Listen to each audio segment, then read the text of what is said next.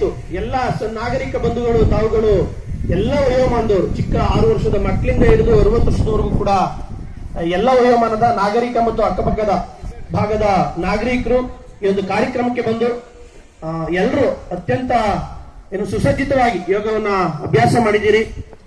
ಇಂಥ ಒಂದು ಕಾರ್ಯಕ್ರಮದ ಮಹತ್ವವನ್ನು ತಾವು ತಿಳ್ಕೊಂಡು ಅದನ್ನ ಪಾಲನೆ ಮಾಡ್ತಾ ಇರೋದಕ್ಕೆ ತಮ್ಮನ್ನು ಕೂಡ ನಾನು ಎಲ್ಲರನ್ನೂ ಅಭಿನಂದಿಸ್ತೀನಿ. ದಯಮಾಡಿ ತಮಗೋಸ್ಕರ ಒಂದು ಚಪ್ಪಾಳೆಯನ್ನು ಹಾಕಿ.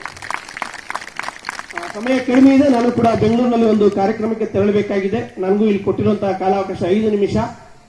ನನ್ನ ಪರಿಚಯ ಹೇಳುವಾಗ ನಾನು ಶ್ರೀನಿವಾಸ್ ಅಂತ, assistant commissioner and sub divisional magistrate of Pandavapura. ನನಗೆ 4 ತಾಲೂಕುಗಳು ಬರ್ತದೆ. ನಾನು 2014ನೇ ಬ್ಯಾಚಿನ KAS ಅಧಿಕಾರಿ. ಈ ಮುಂಚೆ ಹೊಳೆನರಸೀಪುರ ಮತ್ತೆ ಅರಕಲಗೂಡು ತಾಲೂಕುಗಳಲ್ಲಿ ತಹಶೀಲ್ದಾರನಾಗಿ. ಏಕಾಗ್ರತೆ ವೃದ್ಧಿ ಆಗ್ತದೆ, ಮನಸ್ಸಿನ ಮೇಲೆ ನಿಯಂತ್ರಣ ಬರ್ತದೆ, ಹೆಚ್ಚು ಖುಷಿ ಸಿಗುತ್ತೆ ಅನ್ನೋದನ್ನ ಆ ಕಾಲಕ್ಕೆ ಹೇಳ್ಕೊಟ್ರು. ನಾನು ಗದ್ದೆಯಲ್ಲಿ ಕೆಲಸ ಮಾಡುವಂತ ಮೇಷ್ಟ್ರು ಆ ಅಪ್ಪನ ತೋಟದ ಹತ್ರನೇ ಹುಡ್ಕೊಂಡು ಹೊಂಟೋಗಿದೆ. ನಂಗೆ ಒಂಥರ ಖುಷಿ, ಅಯ್ಯೋ ತಲೆ ಮೇಲೆ ನಿಂತ್ಕೊಳ್ಳಿಕ್ ಸಾಧ್ಯನ, ಶೀರ್ಷಾಸನವನ್ನು ಮಾಡಿ ಯಾವುದೇ ಆಧಾರವನ್ನು ತೆಗೆದುಕೊಳ್ಳದಲ್ಲೇ ಗೋಡೆದನ್ನ ತಲೆ ಮೇಲೆ ನಾವು ನಿಂತ್ಕೊಂಡ್ರೆ ನಮ್ಗೆ ಎಷ್ಟು ಆತ್ಮವಿಶ್ವಾಸ ಬರುತ್ತೆ ಅಂತ ಏನೋ ಒಂದು ಖುಷಿ ಅನಿಸ್ತಿತ್ತು ಆ ವಯಸ್ಸಿಗೆ. ನನ್ನ ಪೋಷಕರು ಕೂಡ ಅದಕ್ಕೆ ಹಳ್ಳಿ, ನಮ್ಮ ಅಪ್ಪ ಅಮ್ಮ ಇವತ್ತು ರೈತರು, ಎಮ್ಮೆ ಕಾಯ್ತಾರೆ, ಇವತ್ತಿಗೂ ಎಮ್ಮೆ ಕಾಯ್ತಾರೆ ನಮ್ಮ ಕುಟುಂಬ, ಅಪ್ಪಟ ರೈತರು.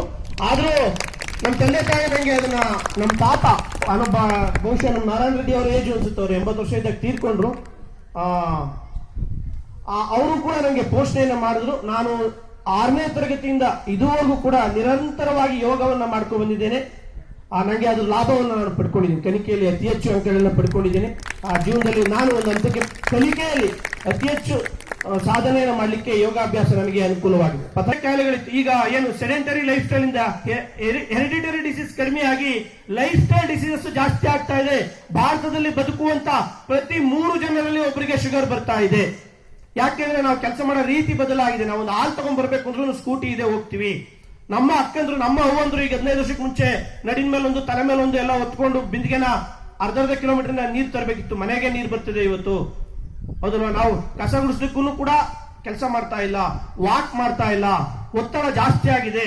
ವೈಯಕ್ತಿಕವಾಗಿ ನನಗೆ ಅನ್ಸುತ್ತೆ, ನಾನೇ ಬಹುಶಃ ಈಗ 1 ವರ್ಷದಿಂದ ನಿರಂತರ ಯೋಗ ಮಾಡಕ್ಕಾಗಿಲ್ಲ. ಸ್ವಲ್ಪ ಹೊಟ್ಟೆ ಬಂದಿದೆ, ಕಾಣಿಸ್ತಾ ಇರ್ಬೋದು. ನನಗೆ ಕಾರಣಗಳಿದೆ. ಅಯ್ಯೋ ತುಂಬಾ ವರ್ಕ್ ಪ್ರೆಷರ್ ಅಪ್ಪ, 10ವರೆಗೆ ಊಟ ಮಾಡ್ತೀನಿ, ನೈಟು ಬೆಳಿಗ್ಗೆ ಎದ್ದೊಳಕ್ ಆಗಲ್ಲ ಅಂತ ಅಂದ್ಬಿಟ್ಟು. ಹಾಗೆ ನಮ್ಮ ಜೀವನ ಶೈಲಿ ಬದಲಾಗ್ತಿದೆ. ನಮ್ಮನ್ನೇನಾದ್ರು ಕಾಪಾಡಬೇಕು. ಇವತ್ತು ಯಾರಿಗೂ ಊಟದ ಹಸಿವಿಲ್ಲ, ಎಲ್ರಿಗೂ ಊಟ ಸಿಗ್ತಿದೆ, ಎಲ್ರಿಗೂ ದುಡಿಮೆಗೆ ಆಶ್ರಯ ಇದೆ. ಆದ್ರೆ ಎಲ್ರಿಗೂ ಕೂಡ ಮಾನಸಿಕ ಒತ್ತಡ ಇದೆ ಎಲ್ಲೋ ಒಂದ್ ಕಡೆ. ಮಾನಸಿಕವಾಗಿ ಸಾಕಷ್ಟು ಜನ ಭಾರತೀಯರು ಆರೋಗ್ಯವಾಗಿ ಇಲ್ಲ, ಅನೇಕ ಅಧ್ಯಯನಗಳ ಪ್ರಕಾರ. ಹಾಗಾಗಿ ಇದೆಲ್ಲದಕ್ಕೂ ಪರಿಹಾರ ಯೋಗ ಪ್ರಾಣಾಯಾಮ. ಯಾವ ಮನುಷ್ಯ ಚೆನ್ನಾಗಿ ಯೋಗ ಮಾಡ್ತಾನೆ, ಚೆನ್ನಾಗಿ ಪ್ರಾಣಾಯಾಮ ಮಾಡ್ತಾನೆ, ಅವನಿಗೆ ಜಾಸ್ತಿ ತಿನ್ಬೇಕು ಅಂತಾನು ಅನ್ಸೋದಿಲ್ಲ, ಆಸನೆ ಕಡಿಮೆ ಆಗ್ಬಿಡ್ತದೆ, ಸರಳವಾಗಿ ಬದುಕುವಂತ ಒಂದು ರೀತಿ ಬರ್ತದೆ. ಪ್ರತಿ ದಿವಸ ನಮ್ಮ ಮನಸ್ಸಲ್ಲಿ 1000 ಆಲೋಚನೆಗಳು ಬರ್ತಾ ಇರ್ತವೆ. ಅದಾಗ್ಬೇಕು, ಇದಾಗ್ಬೇಕು, ಅವನಿಂಗಾದ ಇವನಿಂಗಾದ ಅಂತ. ನಮ್ಮ ಮನಸ್ಸನ್ನ ನಿಯಂತ್ರಣ ಮಾಡ್ಕೋಬೇಕು ಅಂದ್ರೆ ಪ್ರಾಣಾಯಾಮ ಹೆಲ್ಪ್ ಆಗ್ತದೆ. ಮನುಷ್ಯ ಅತ್ಯಂತ ಶ್ರೀಮಂತವಾಗಿ ಬದುಕೋದು ಅಂದ್ರೆ ಅತಿ ಹೆಚ್ಚು ಖುಷಿಯಾಗಿ ನೆಮ್ಮದಿಯಾಗಿ ಬದುಕೋದು.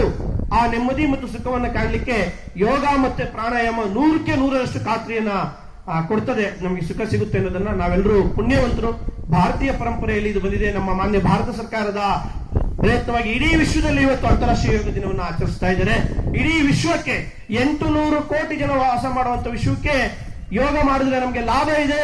ನಮ್ಮ ಋಷಿಮುನಿಗಳು, ತಾತಂದ್ರು ಪುರಾತನ 1000 ವರ್ಷಗಳಿಂದ, ಪತಂಜಲಿ ಕಾಲದಿಂದಲೂ ಕೂಡ ನಾವು ಲಾಭವನ್ನು ಪಡೆದಿದ್ದೀವಿ. ಇಡೀ ವಿಶ್ವಕ್ಕೆ ನಾವು ಹೇಳ್ತಾ ಇದೀವಿ. ಹಾಗಾಗಿ ಪ್ರತಿ ಮನೆಯಲ್ಲಿ ಒಬ್ಬೊಬ್ರು ಡಯಾಬಿಟಿಸ್ ಪೇಷಂಟ್ಸ್ ಇದ್ದಾರೆ.